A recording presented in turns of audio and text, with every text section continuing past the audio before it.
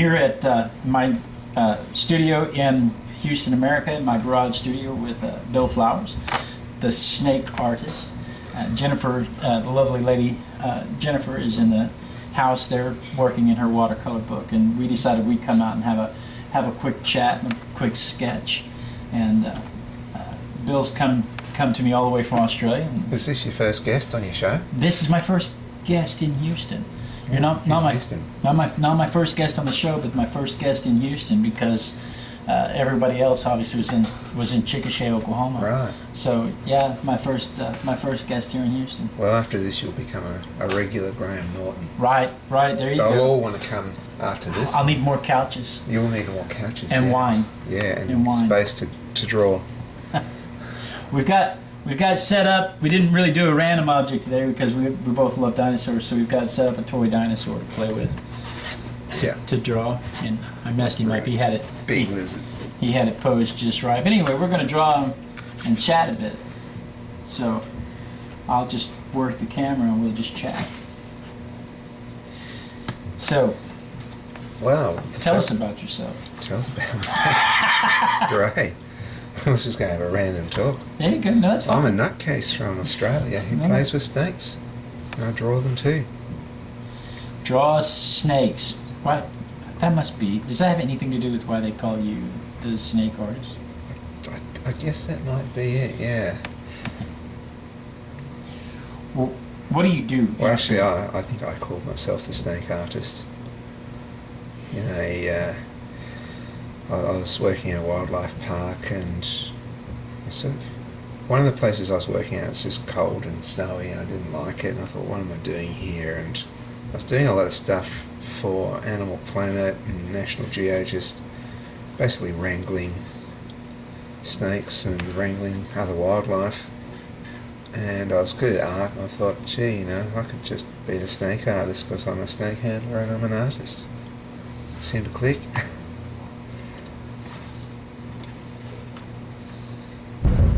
Who's thunder and lightning?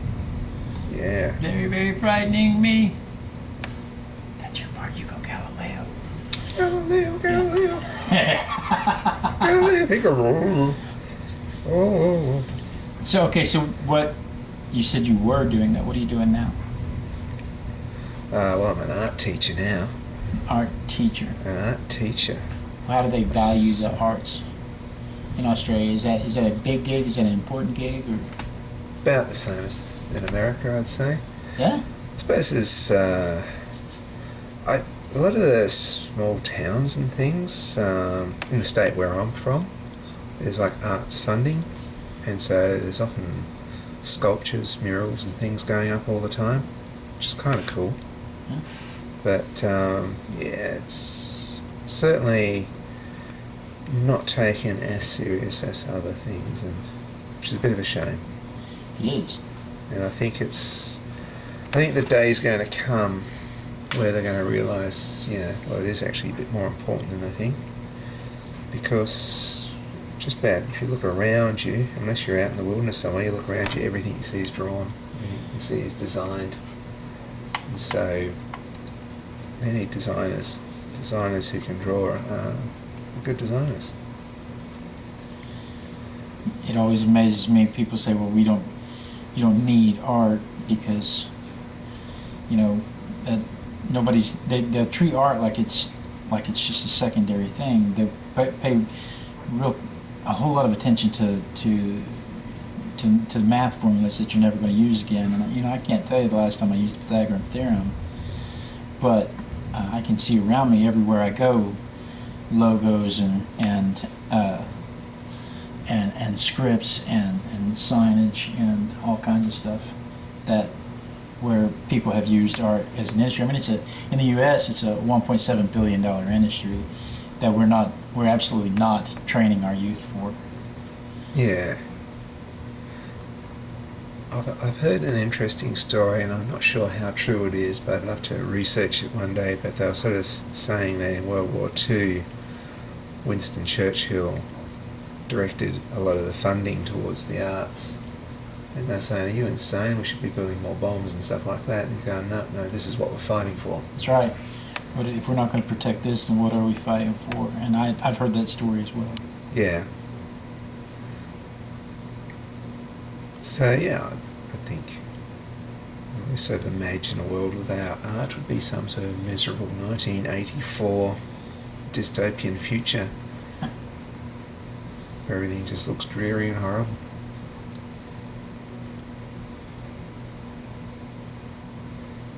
I think my dad wanted me to be a cabinet maker or something like that. He saw that I liked playing with wood.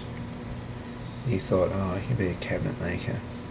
But these days, if I had picked up that trade, what I'd be now is an assembler. Stuff would come from China and I'd use to assemble it. Right. So that sort of trade doesn't exist anymore, like a lot of trades. Somebody still designed the logo on the box. Yeah. Yeah, well, what I'm saying is, a lot of those jobs they think is really secure. It's not there. It's not going to be there in the future. But to have any sort of creativity is very handy. I always like the story of Steve Jobs, who gets there and sort of drops out of one part of the university to go pick up some ticket writing. That's where he learnt how to appreciate letters with serifs and things like that. His geeky friends were making these blocky letters. He's got to have serifs on it. So that was good.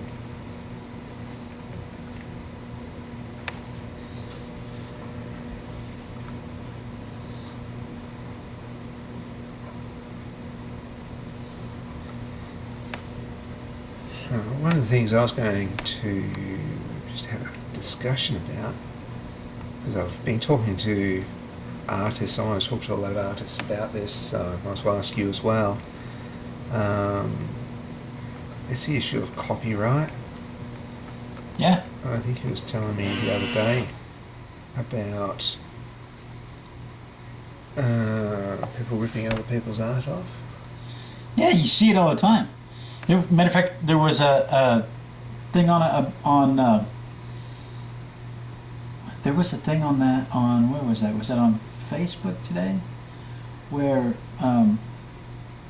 they were talking about somebody. It was a professional photographer who did who worked specifically with longboard skateboards, downhill skateboarding, and he'd been in the downhill skateboarding profession. He'd been a professional photographer for the downhill skateboarding competitions since the 70s, and he's well known, and he's very adept at his job and everything like that. And he found his photographs on a board manufacturer's Instagram, and he said, "Okay, well, you're using my photos for profit, mate. Let's have a fee. Let's have you pay my fee." And they went back, "No, we don't have to pay your fee if we downloaded it from Instagram. You put it on Instagram, it's public." Well, no, it's not. It's still your work. When you put it online, it's still your work. You can't just you can obviously. Obviously you physically can just break in and steal somebody's work because it's there. You could download it and just add it to what you're doing, but that it's not allowed. It's not legal. And people do it. You see people do it all the time in the web developing industry. You see people doing it all the time in marketing. You'll put, and this is one of the things that worries people on Facebook with their security all the time. You'll put their photographs on Facebook, and the next thing you know, they didn't set the privacy settings, and they'll see their photographs in an advert for Facebook for some other product, something that has nothing to do with anything they've ever enjoyed. Somebody just snagged it and put it in an advertisement someplace else. Okay. And you're not supposed to do that. When you're painting, when you're doing painting for somebody else, you're not supposed to use their work directly. You've got to change it some, right? So yeah, well, the deal with Facebook is, because I know a lot of, this is a question I often get, never quite 100%. The thing with Facebook, because I'm not a real avid Facebooker, right? A lot of artists seem paranoid that if they put their work on Facebook, they are signing over some sort of copyright or giving away copyright, which I don't think that's the case. I think you're only just allowing Facebook to show it. That's right. But Facebook is different.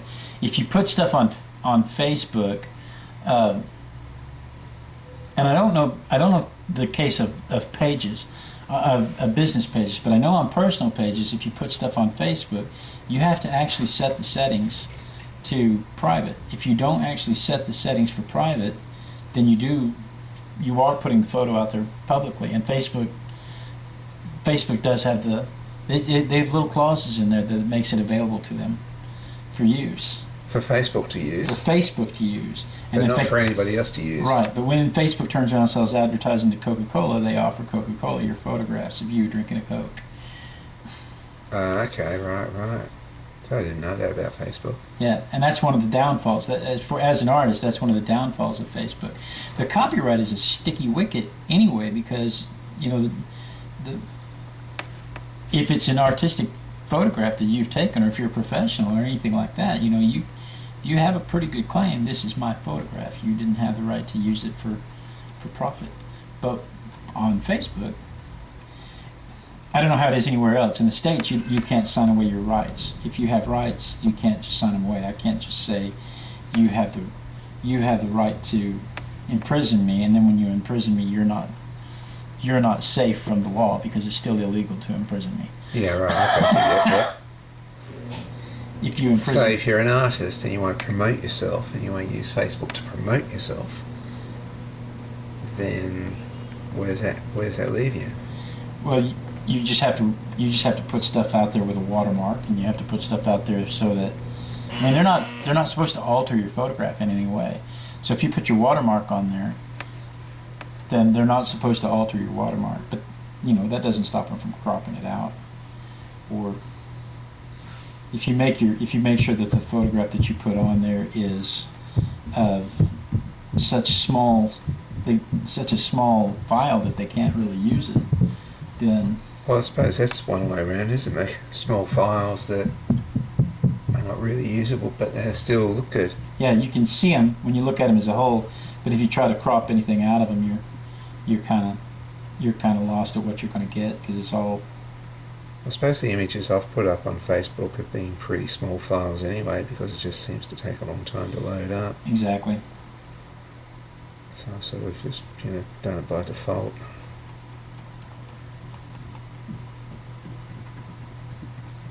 But it is a good marketing tool. It is, and it's a social network, and you're supposed to be socialized. But my grandfather told me one time, a long time ago, that if somebody's giving you something for free, you're either the butcher, the consumer, or the pig. If you're not the butcher or the consumer, then you're the pig. Right? Yeah. So the consumer's paying the butcher, and so that if you're not paying for it, and if you're not getting paid for it, then you're the product.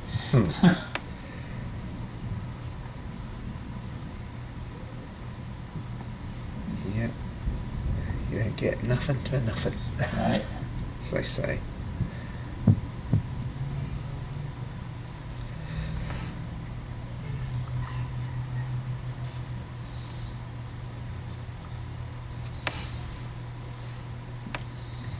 Can't talk, Artie. Okay. Well, why don't you tell me the story about the lady who ripped off that artist? Yeah. Okay. Yeah. I was telling you about that. I was telling you about that the other day. I was about a year ago. I was at a networking event, and I'm talking to this lady, and she's upper class. She's one of the people that makes. She's one of those 6-figure income people. And when you make 6 figures, you shouldn't be trying to rip people off. But this lady was telling me about a piece of artwork that she loved, and she just absolutely loved it. And she went to find out how much it cost, and it was $12,000. And she thought that was probably a reasonable price for that piece of work, but she didn't feel like the artist was experienced enough to justify paying him $12,000. And so it wasn't because she felt like the work was bad. She didn't want to pay $12,000 to him because she didn't feel like he was experienced enough to justify that amount of money. And so she, instead of paying the $12,000 to him, she told him that she wasn't going to take it. But she took a photo of the artwork, and she took it to another artist friend, and had another artist friend reproduce the artwork, and only paid about $1,200. And she was bragging to me about how she only paid $1,200 for it. And so I said, so in essence, you stole his artwork and took it to somebody else and had it illegally reproduced. And she said, well, when you put it that way, it sounds bad. And I said, well, you're in software development.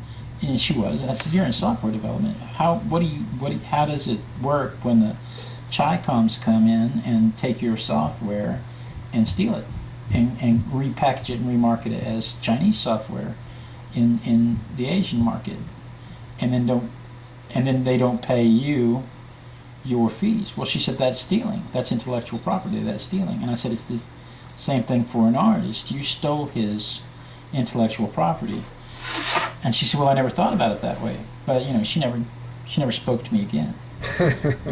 She was fine. She was happy to brag about it until somebody pointed out to her that she had stolen from this artist. Yeah. And she didn't like being called out on it.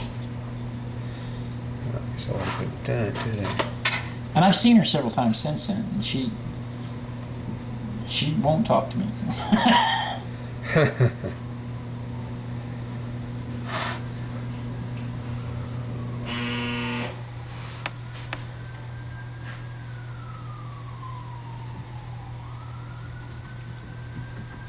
What's that like in Australia? How are the copyright laws? Are they Pretty much the same. pretty much the same? If you create it, it's yours, and Yep. if you find it in somebody else's basket, you get to go, okay. Yeah, it's pretty much like that.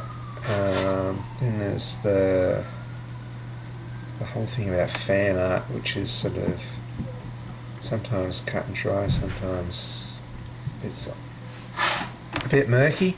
Yeah? Like, I think a lot of things like, say Doctor Who, for example, I don't think they really care if you draw the characters. They only care if you're going to start making lots of money out of it, and then they would probably say, hey, stop that. Whereas anything owned by Disney might be a different story.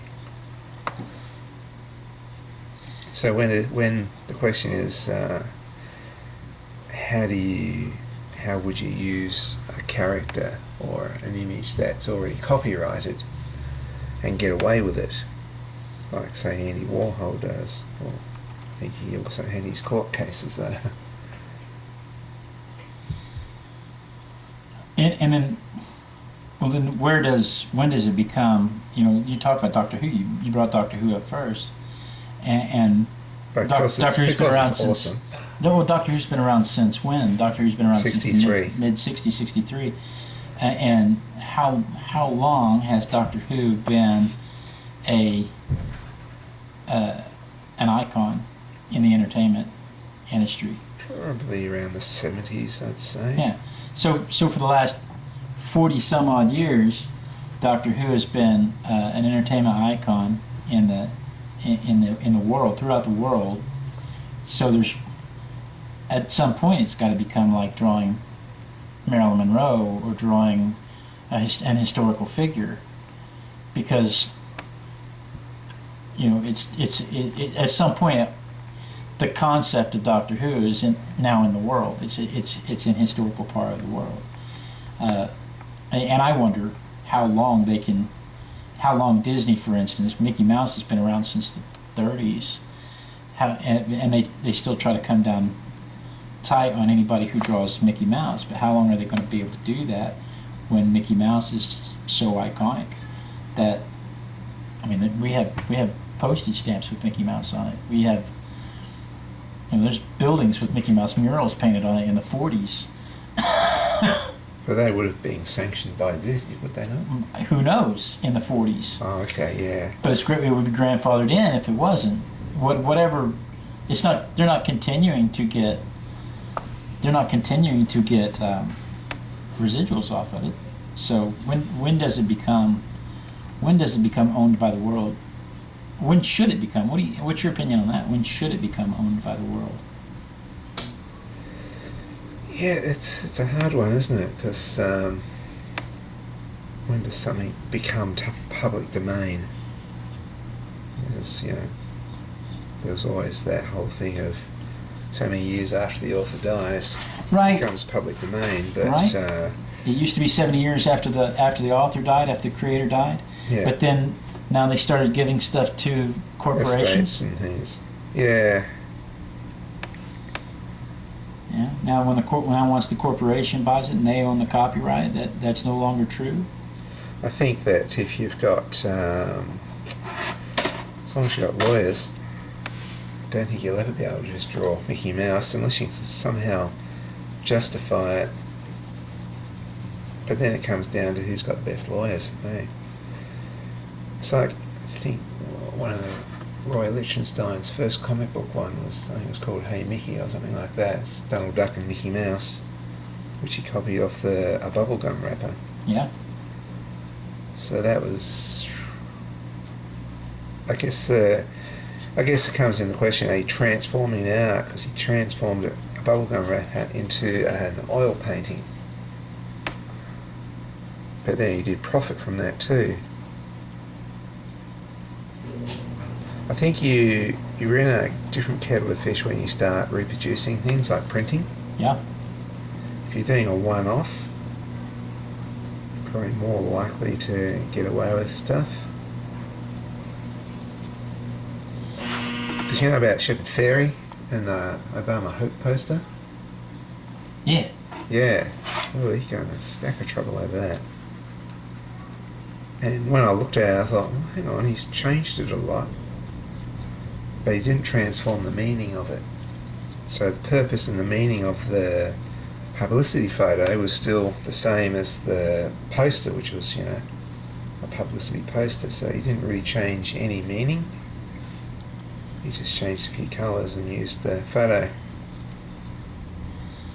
Okay, but along those lines, how much retribution did the Obama campaign give the freedom? What were the artists in the Soviet Union that developed that style of poster?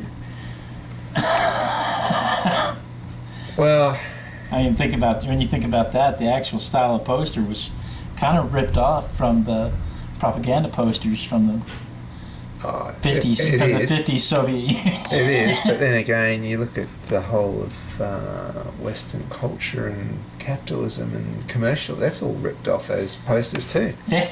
Why do you think Coca-Cola's got red in it? It's eye-catching. But if they're going to complain that we've altered that somebody's used the poster and altered the poster, well, you kind of did the same thing. You don't have the moral high ground here. And, which one of the Psalms is it that says that there's nothing new under the sun? It's Ecclesiastes. Okay, which one? What is it in Ecclesiastes? There's nothing new under the sun, Yeah. basically. It is Ecclesiastes. You'd think I'd know that.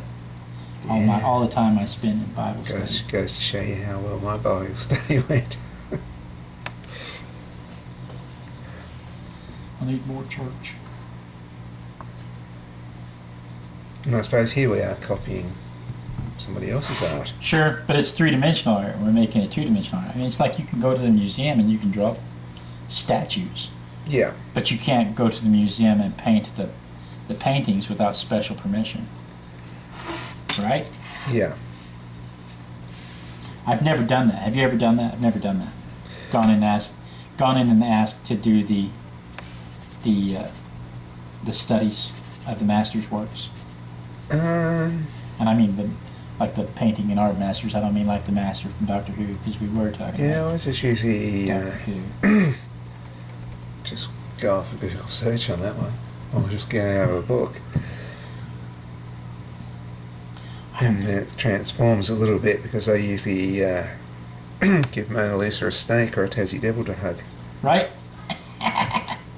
Even though, I mean, the copyright's off that, the copyright would still be on the photo, whoever took the photo, but I've transformed it in such a way that it has different meaning. Yeah, I don't know what the answer is there. I know, I do know that I would like to go, I would like to sometime go in front of the Mona Lisa and paint the Mona Lisa, which I don't think they're going to let me do that, but... You have to wait in line. Yeah, right. But maybe go do someplace where they have a Picasso or something like that, and then do a study in front of it. I'd like to be in front of the brushstrokes, and just to see, look at it from that perspective. My pencil. It's got issues with it. I got a sharpener. You need a sharpener. No, I've broken it in half. Ah.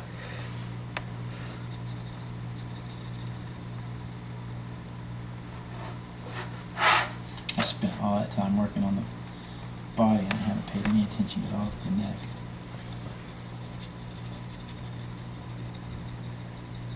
So, are you self-taught or are you classically trained? Bit of both, really. Mostly self-taught. I had some training with drawing.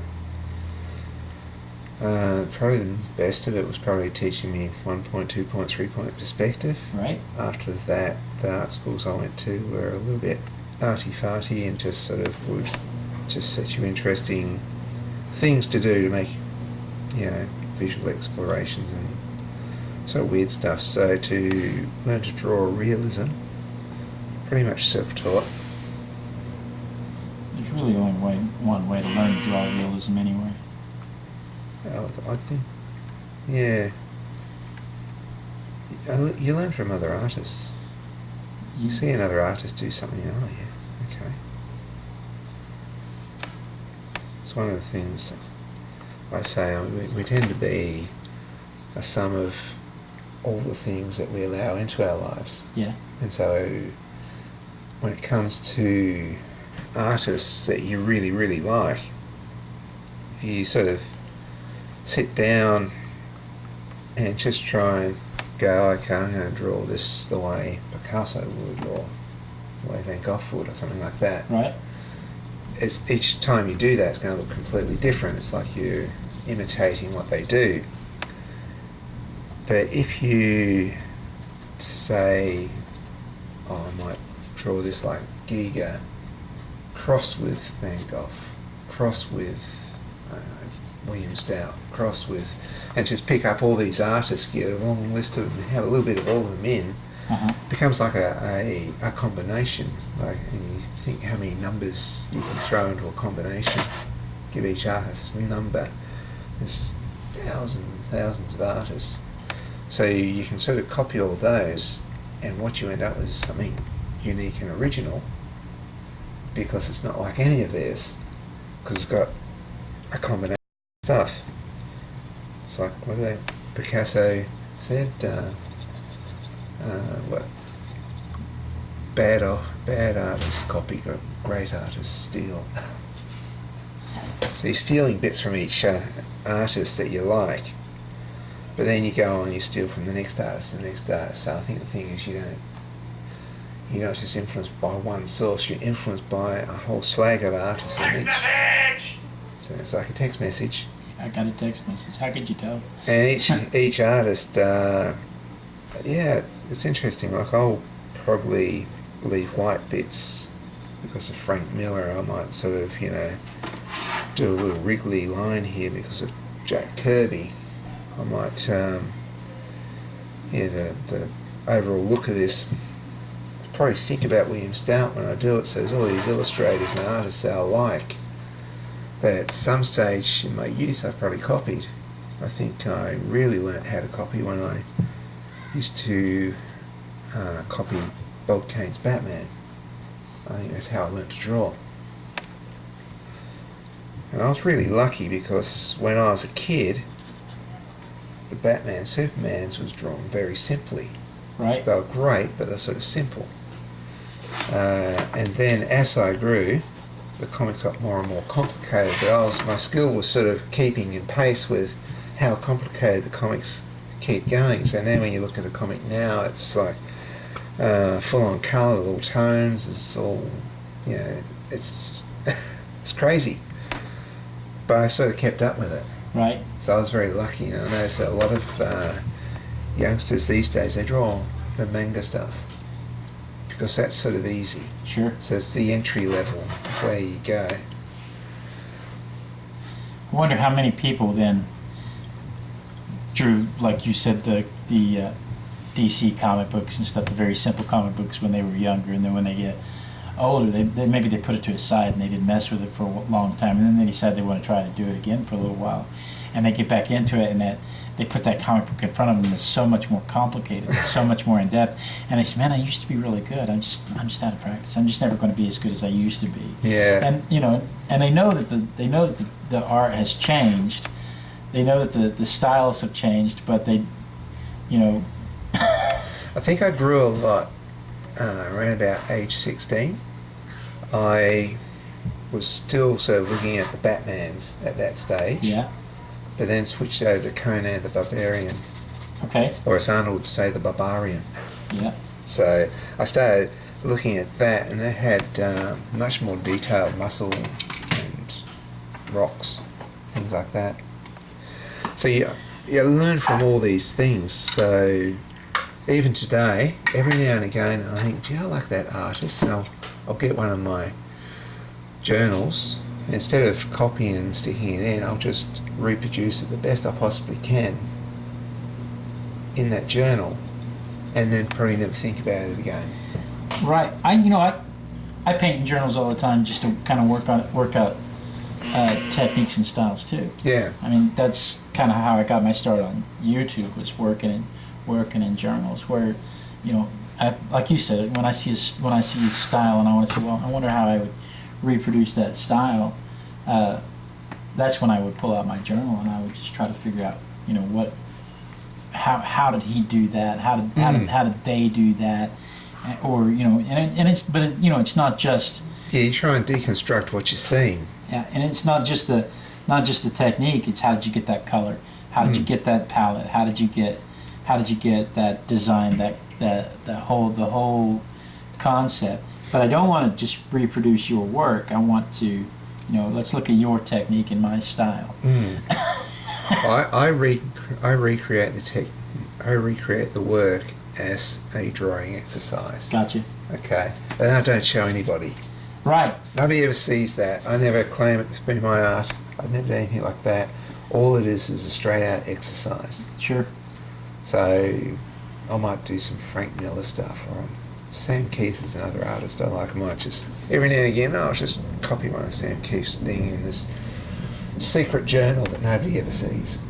Yes. And it's an exercise. And I should do that. I have a internal thing that says don't do it. I love seeing other people do it. I love watching. I love seeing how other people learn from it. But for me, I hate copying somebody else's work. Even as an exercise, I've always just had a. Well, it's sort of hard because you can't do anything with it. Yeah. Because this is coming back to copyright. You're definitely breaking copyright. You can never do anything with it. You can never sell it. You can never.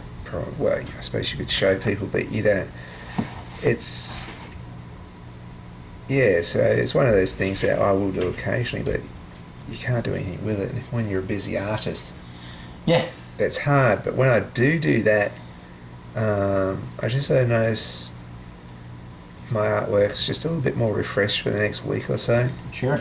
And even though, like I say, copy it, shut the journal, throw that journal one side, that's a secret journal, probably won't even pick it up for another 6 months to a year before I do another one. Right.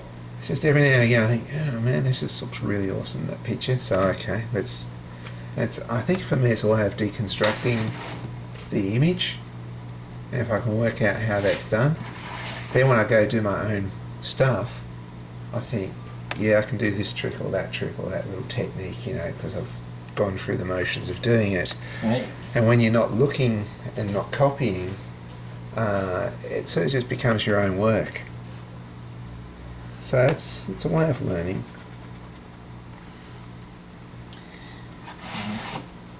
So that's where as we were talking earlier, going to the museums and copying the masters' works and stuff like that would be an issue for me, because as much as I want to do it, as much as I want to be in the presence, just like you said, there's nothing you can do with it when you're done.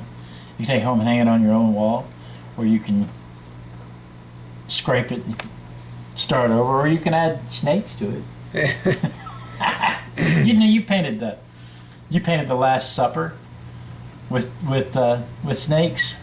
Snakes and devils, and yeah. And then you did the it was devils, wasn't it? Tasmanian devils I got in trouble for. Gotcha. And then which one did you do? Did you do the Mona Lisa as a devil, or how did you do the Mona Lisa? I did the Mona Lisa.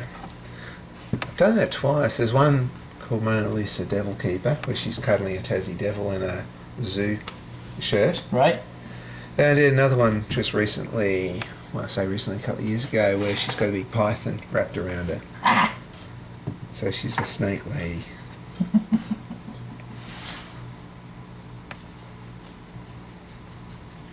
I like that. That one, the Last Supper with the Tasmanian devils.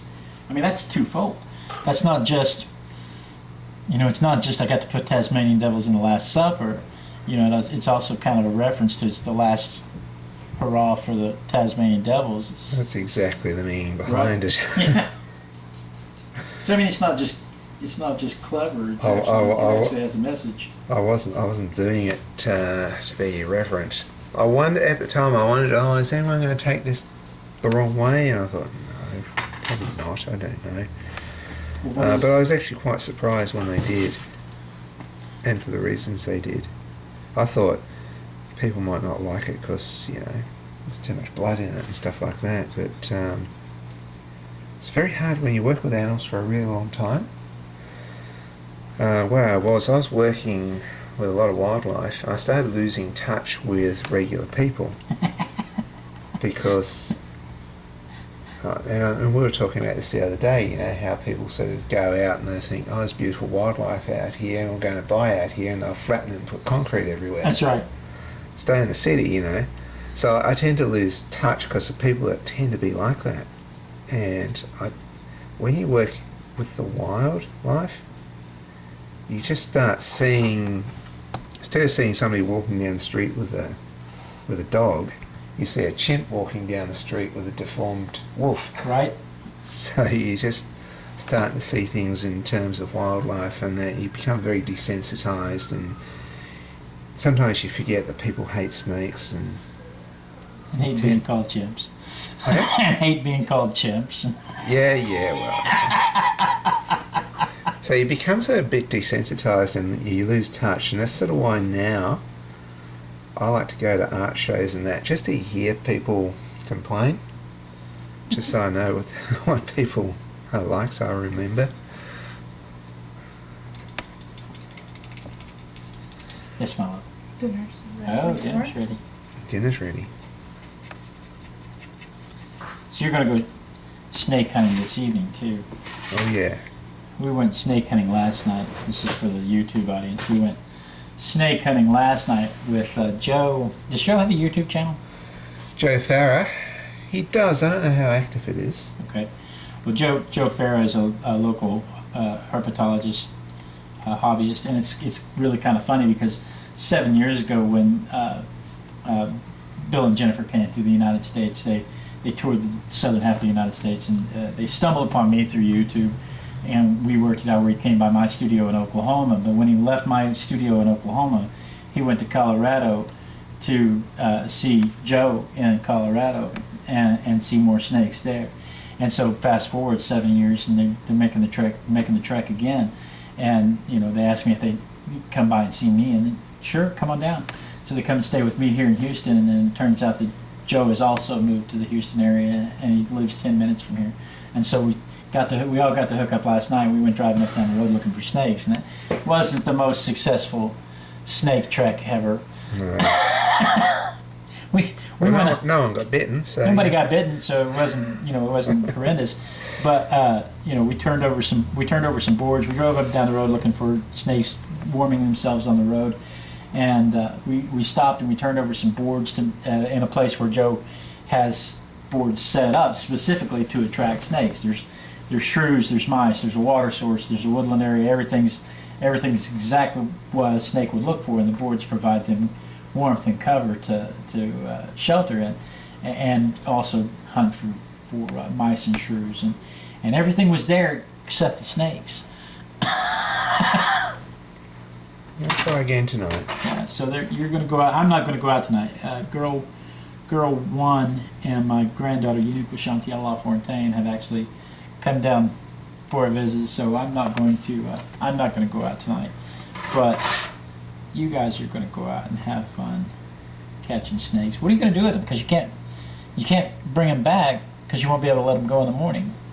Where would you go? Where would you go to let them go in the morning? Oh, just where we were yesterday, last night. It's just not far away. Do snakes not have an issue with that? I mean, if you go get them at the park, and then at the park he's talking about going to is 2 hours away from here, or an hour and a half away from here. Is there not an issue with bringing them? No, I asked that about Joe, and he said no, it's not an issue. It's not going to harm them or anything like that. And so we may even just draw them on the road tonight if we can. Also to see if it's not raining too much. Has the rain stopped? Well, yeah, it rains every day at 3 o'clock. It's Houston. So. Okay. It's like Florida. It's the tropics. It's exactly like Florida. I think I finished my. Yeah, I'm just kind of messing with mine now too. So I'll show your camera. Yay. One for the journal. All right. So We're a wrap there. give it up for Bill. Thank you so much for coming to the Artistic Biker and spending your precious time in the United States. I know it's expensive to come to the United States. I'm glad that you and Jennifer came by to see us. Yes, well, there's lots of nice drinks in the green room you have out there, and Right. The couches are lovely here. So, like I say, you're going to be the regular artistic Graham Norton from now on. You'll have artists everywhere after this show coming to be a guest on your show. I'm down. I'm just not going to get one of those chairs that dumps people over the back like he has. So, yeah.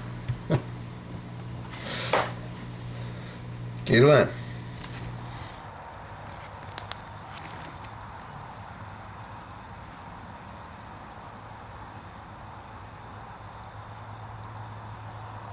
Less than seconds to sketch.